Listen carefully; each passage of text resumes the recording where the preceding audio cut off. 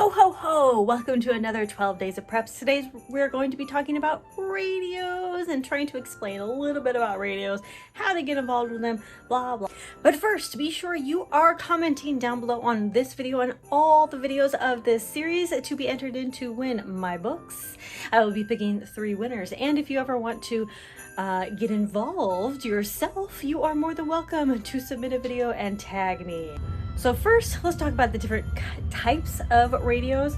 There are walkie-talkies, like this is a walkie-talkie as it is programmed from the manufacturer. It is programmed with certain frequencies that do not require a license. Now, if you'd like to program it and, bring out the full capabilities, with this radio, you totally can.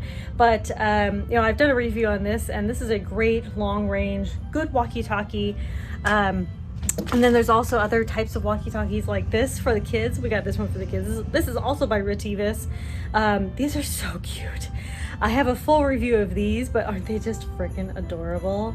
Anyway, all they have is the talk, and then this is like a little call button. So cute. Anyway, I will have a full review of those later. Okay, so some other things to look out for.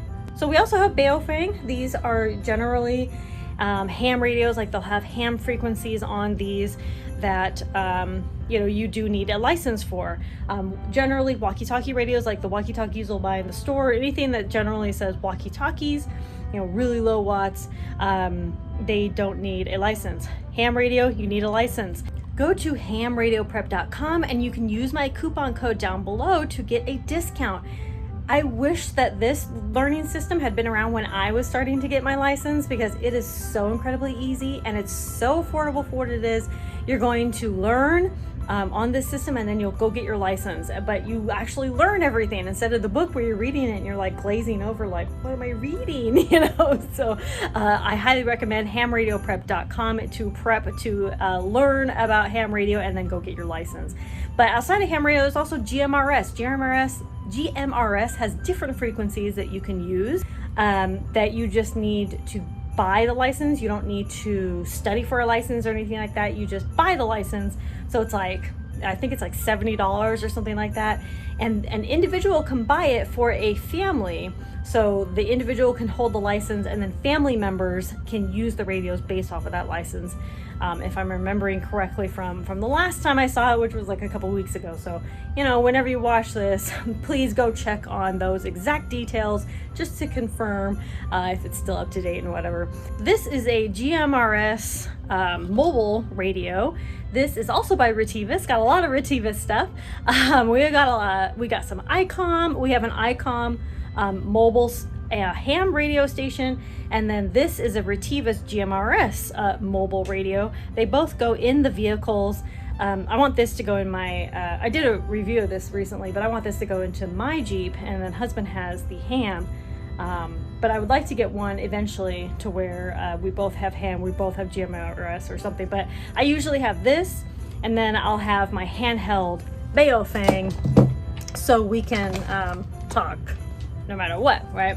So there's the mobile handheld radios, and then there's also the mobile radios like this that will go like in your vehicle. And then there's also, like home stations where you connect it to a big antenna, and like, you can go ham with it. Excuse the pun, but also good pun, right? This is like our home/mobile box that we were making for ham. We use this for field day as well. All we need is our solar generator to power it, but this is like our ham station here. We have everything we need to run this whole system. And then, like I said, we have our solar generators that we'll take with us to power it. But this is like our home/mobile station. Whenever we get into a permanent home, we'll be hooking this up to like a big antenna and all that good stuff there. Oh, and then Morse code. Oh my gosh. I was at field day. We were at field day a few years ago, and this guy was doing Morse code. He was so fast and so good. It was so cool. I really want to learn to do Morse code, but I think that is so fascinating. Just like he was listening and he was responding and listening. I'm like, wow, you're very cool. You know, I think the biggest thing that intimidated me about radios, especially ham, is the information, you know, and going to the ham radio prep, I tell you, even after getting my license and like understanding it and passing the test, I still went to ham radio prep to learn further about what the heck I'm doing.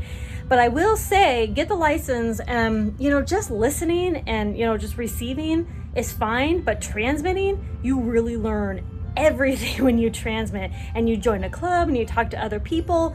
But I'm a big fan of ham radio. GMRS is fine too, but I just love the abilities that really open up with ham radio and the frequencies and things.